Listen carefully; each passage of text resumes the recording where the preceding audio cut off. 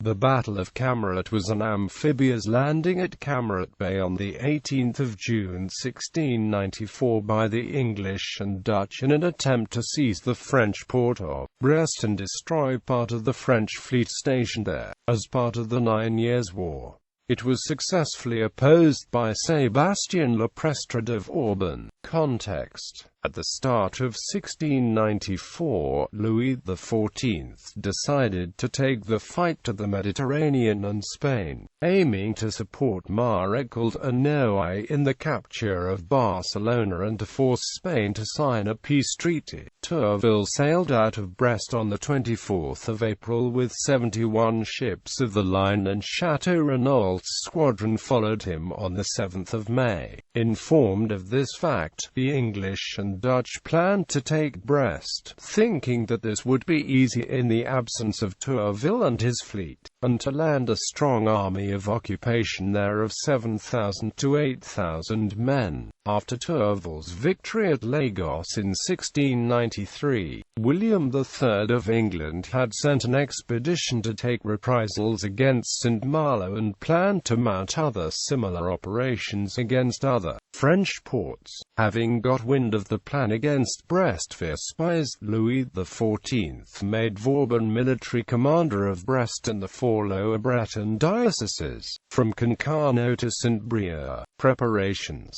A fleet was assembled in Portsmouth under command of Admiral Berkeley, consisting of 36 warships, 12 fireships and 40 transport ships, carrying an invasion army of 10,000 soldiers under command of General Thomas Tolmache. Vauban started immediately to organize the defense of the city and the rocky coast around it. The bad weather kept the English fleet in its harbor for a month, giving the French just enough time to prepare a warm reception. General preparations. In fact, in 1685, well before the start of the 9 Years' War, Louis XIV had charged Vauban with inspecting the coast from Dunkirk to Bayonne. Of his first stay at Camaret, Vauban wrote in his memoir of 9 May 1685, just after the war began and, having inspected the sites already, he decided first to set up a defensive position at Berthoum and to build a tour de côte at Camaret, the unique example of its type. Vauban's first designs foresaw the building of a round tower, but once he arrived he decided to make it a polygonal tower. While work on the Tour de Camaret began in 1689, and forewarned by the spies and realizing the importance of the works,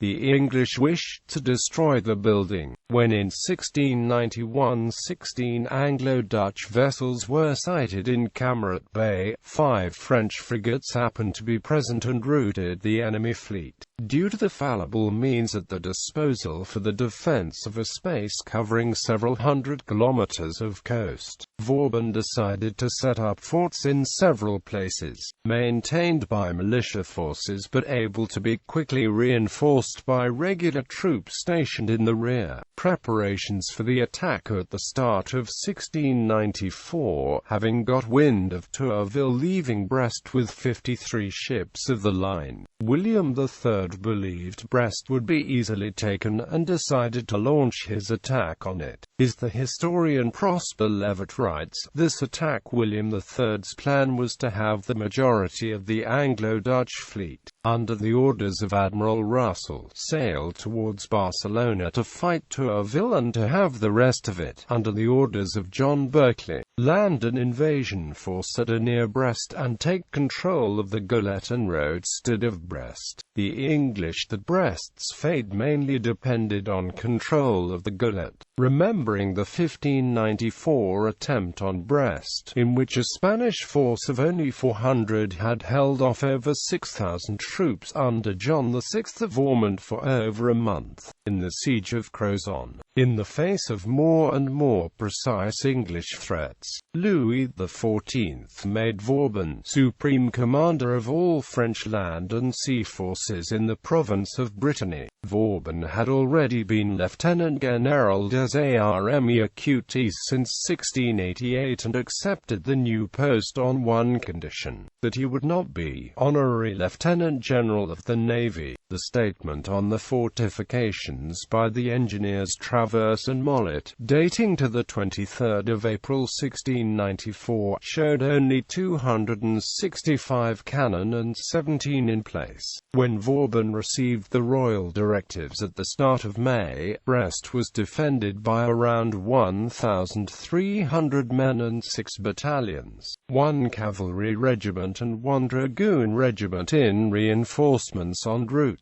Arriving in Brest on the 23rd of May 1694, Vauban knew that the balance of power was in his favor. He expanded the extensions being made on strong points along the coast and reinforced those already in existence. In mid-June he inspected the defenses under his command and noted that the Baie de Douarnenez and above all Camaret would allow landings by large numbers of troops. He ordered them reinforced, aiming to prevent any landings, and with no warships at his disposal, he equipped scores of chaloops to defend the Golette and armed militias with weapons requisitioned by the Navy. The cavalry regiments and dragoons were positioned at Landagneau and Quimper, and, to enable the fast transmission of information, Vauban organized a communications code in the form of signals.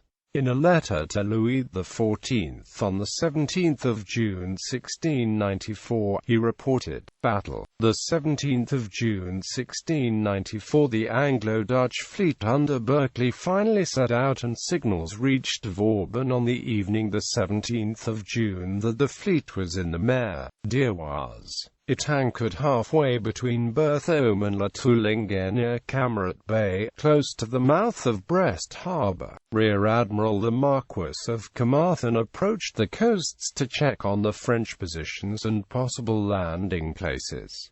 On his return, unknown to the English, at this point the promised French reinforcements had still not arrived, and Vauban wrote the following letter to the king at 11 p.m. on the 17th of June. The 18th of June 1694, on the morning of the 18th of June, a thick fog settled over this part of Brittany, blinding both sides and leading the English to postpone the attack. This aided the French, for a cavalry corps commanded by Monsieur de Servan and part of the militia only arrived at Châteauan at 9 o'clock. Thus it was only at around 11 o'clock, when the fog lifted, that Carmarthen could advance with 8 ships to attack the Tour de Camaret and protect the 200 longboats loaded with soldiers heading for the beach at Trézereuse. The Tour de Camaret, supported by the batteries at La Gouronne and Treme, brought down such fire that 2 ships were set on fire and the others badly damaged. Despite this surprise, the English retaliated, with several shots reaching the tower. In this encounter a cannonball shot off the top of the spire of the Chapelle Notre Dame de Rocamadour. Meanwhile, Tolmache landed on the beach at Trézereuse at the head of 1,300 men, including French Huguenots, and was met with heavy fire. Wavering for a moment, they were then charged by 100 men of independent companies and 1,200 Coast Guard militiamen. Macaulay wrote in his History of England, Tolmache was carried back towards the squadron by one of the few longboats still afloat. The French counter-attack repulsed the enemy back to the sea, and the landing troops were unable to retreat further since the falling tide had left the longboats high and dry. Only 10 of these boats were able to rejoin the rest of the English fleet.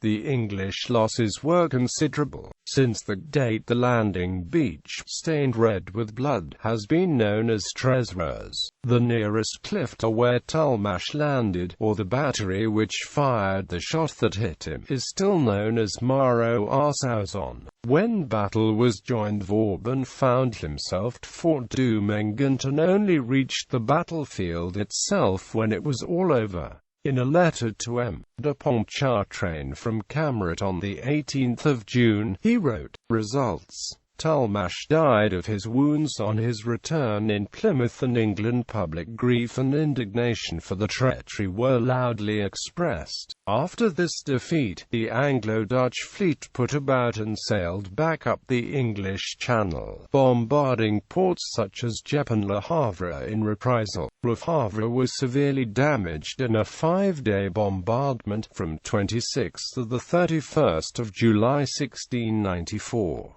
In September, the same fleet attacked Dunkirk and Calais, but the fortifications meant they could fight off the attacks and suffered only minor damage. This attack gave Vauban the chance to fortify the coasts around Brest, installing a battery at Portsic, another on Isle Long, a third at Plougastel, etc. To celebrate the victory, Louis XIV struck a medal engraved Custis Aure Armorici and Angel, a Batave, Ceasis a Fugacious 1694. By a decision of 23 December 1697, the States of Brittany exempted the inhabitants of Camaret fully from contributing to forges, tar and other taxes which arise in the other parishes of the province of Brittany. The Camaret Bay letter. Searching for a scapegoat after this bloody defeat, the English often accused Marlborough, disgraced around this time by William III for other reasons, of treason. He was accused of sending a letter to the deposed James II in May 1694 for warning him of the attack on Brest. This is what came to be known as the Camaret Bay letter, and it ran as follows. The letter only exists in a French translation, and Winston Churchill claimed in his biography of Churchill that it was a forgery aimed at damaging Marlborough's reputation and that the Duke never betrayed William III, even if it is practically certain that Marlborough sent a message across the Channel at the start of May describing the imminent attack on Brest. It is equally certain that the French already knew of the plans for the Brest expedition via other sources. David Chandler concluded, the whole episode is so obscure and inconclusive that it is still not possible to make a definite ruling. In sum, perhaps we should award Marlborough the benefit of the doubt. Commemorations. In the north transept of the parish church of St. Temi, partly obscured by the organ pipes, there is a large stained glass window showing the battle, designed by Jim Savelec.